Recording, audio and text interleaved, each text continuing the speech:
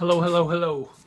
Another book, Helping Children Succeed: What Works and Why by Paul Tough. Very cool book. At first, at first I think of a parenting book, of course, because I'm a parent, and I'm thinking like, how can I help my kids succeed? Which this has some interesting things that apply there. But the main focus of this book is how can we eliminate poverty and sort of low class living, both financially and he talks about success in multiple aspects, right? Not just finances, but behavior and relationships and all these things. And so the first half of this book focuses on some things that I think apply more to like a personal level. Let me just start off with, it says the qualities like perseverance, conscientiousness, and self-control and optimism. These are areas of success. These are qualities where if you have your abilities to persevere, to be very conscientious and have self-control under stress and eternal optimism, through life, your chances of doing better in all aspects of life increase significantly. But he starts out in the book basically talking about like, why do some kids gain these attributes and characteristics when others don't? And basically there's a clear line between kids who are raised in a poverty level, and tons of kids are raised in like a severe poverty level, and then kids who aren't, right? And one of the biggest focuses of this book and points of this book, or at least the evidence that they've found, is that the major difference is like familiar connections in childhood, like rearing environment. So I'll come across it somewhere, but he says, rather than consider non-cognitive capacities as skills to be taught, I came to conclude it's more accurate and useful to look at them as a product of a child's environment. So if we want to improve a child's grit or resilience of self-control, it turns out that the place to begin is not with the child himself. What we need to change first, it seems, is his environment. So in order to gain these things, it's not like we need to just, punish them more or give more rewards or whatever. It's like we need to change the environment of how they're connecting with their close relationships. Do their parents guide them through stressful situations, or just get mad when they have a fall apart? Here's a little bit lengthier explanation, but he says, researchers have concluded that the primary mechanism through which children's environments affect their development is stress. Certain environmental factors experienced over time produce unhealthy and sustained levels of stress in children.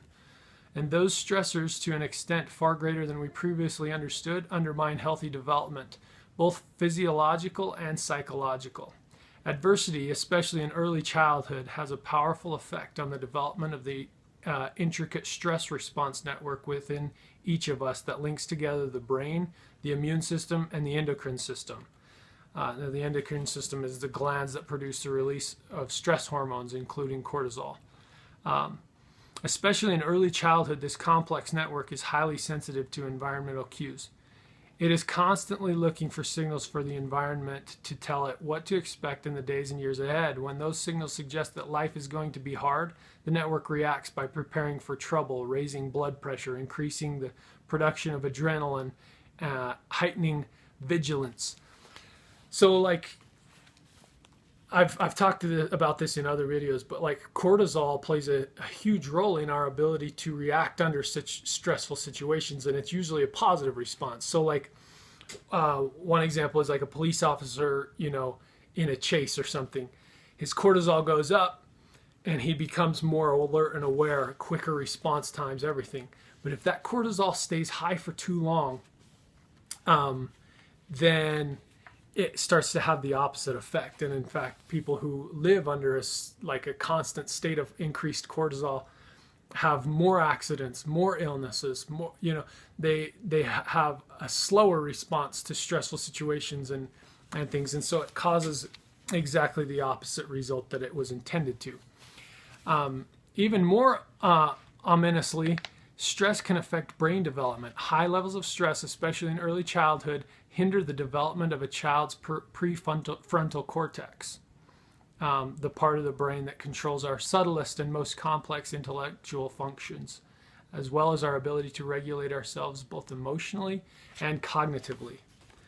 On an emotional level, chronic early stress, what many researchers now call toxic stress, can make it difficult for children to moderate their responses to disappointments and provocations. So it's so important that in early childhood they have this environment where it's not stress-free, but less stress, right? Like children can just be playful, have a secure place to go, have tight relationships that will support them, an environment where they're not constantly wondering who's going to get mad, where's my next meal, how am I going to get X, Y, and Z needs met, and then when they come to a stressful situation, how does the parent react? That's a huge piece of it.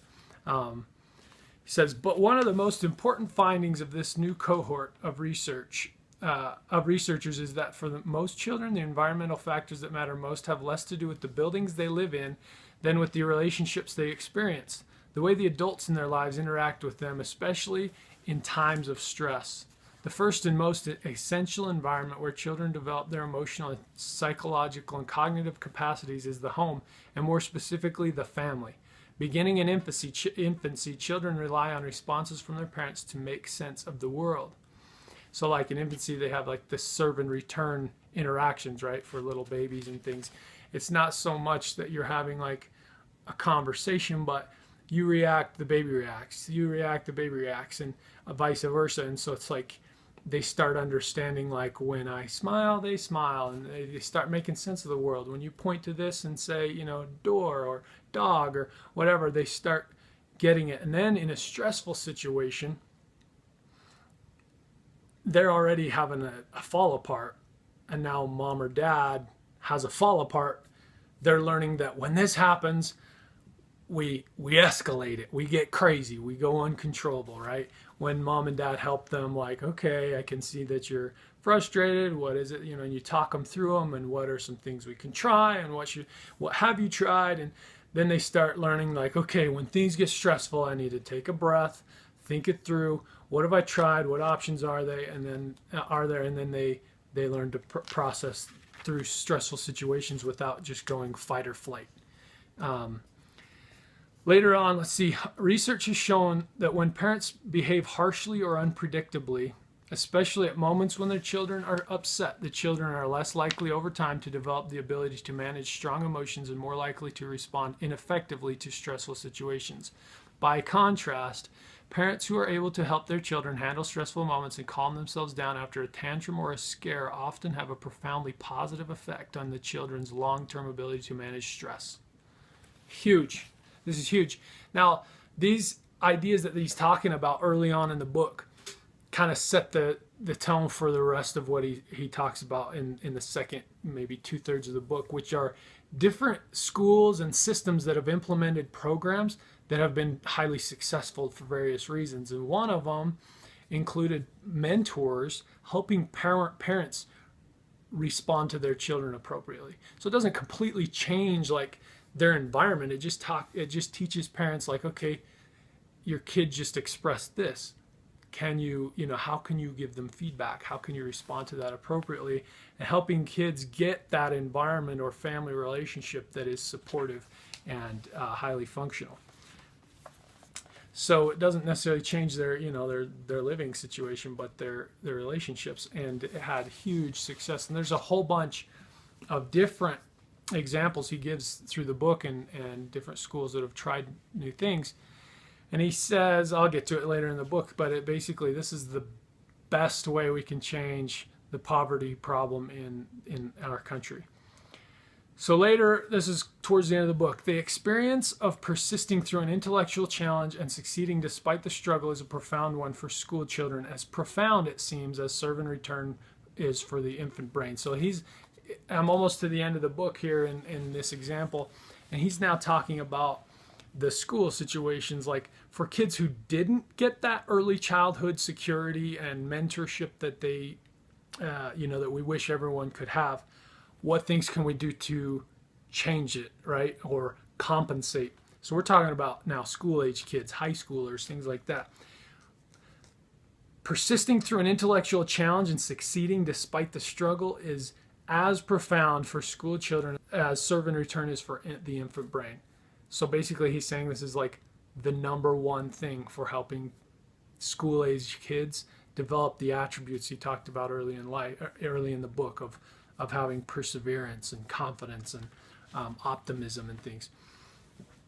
They need to struggle through a problem. Like in this same chapter, it talks about a school in Japan that essentially presents like a math problem to the kids that's above their level and lets them struggle with it and then ask for an answer, and they almost always get it wrong, and then they get in groups and discuss it and talk about it and try and figure it out, and they like basically making them frustrated is sort of the point, but eventually they're going to come to the conclusion of the correct answer, and it will have been done by group participation and discussion and struggling through it.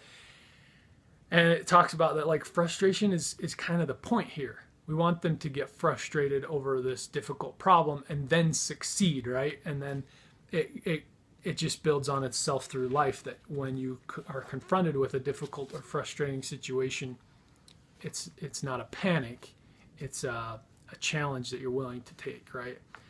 My last thing that I'll read, he says, faced with the depth of this disadvantage, the intervention strategies I've described in this report can seem overmatched, because he's talking about the numbers, the population. There's like 7 million people living in like severe poverty, or 7 million children growing up in severe poverty, which means most of them are not going to get this early childhood development that they need, right? So he says, but what the research I've described here makes clear is that intervening in the lives of disadvantaged children by educating them better in school, helping their parents support them better at home, or ideally some combination of the two, is the most effective and promising anti-poverty strategy we have. When poor children grow up in an environment marked by stable, responsive parenting, by schools that make them feel a sense of belonging and purpose, and by classroom teachers who challenge and support them, they thrive, and their opportunities for the successful life increase exponentially. I really enjoyed this book. It's pretty short, so if you're a fast reader, you can really cruise through this in just a day or two.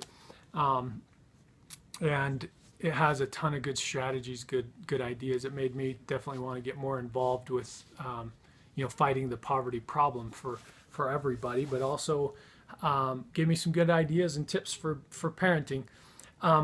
The main focus is that stable family relationship and security at home, which is basically the point of the book Real Boys. If you've ever read that one, it's another good one that kind of teaches that idea. Parenting's hard in the sense that, like, at first it's very like, kind of dictatorship. The parents make the rules and say the rules and keep the rules, right? And then as the child progresses, you give them more and more leniency and let natural consequences come in. And so it's difficult to be good at every phase of that, but it's very important, because eventually the kids need to struggle and get frustrated and then succeed on their own, versus maybe eliminate some of the struggle early on and give good, solid response. I guess maybe I'm wrong on that, but rather keep a slightly less stressful environment, and then when stress arrives, model exactly how they can approach the stressful situation. So anyway, cool book. I'll put a link on here on the comments, so you can order yours from Amazon, and then of course I'll have it on my website and things as well. So anyway, thanks for watching. We'll talk to you guys soon.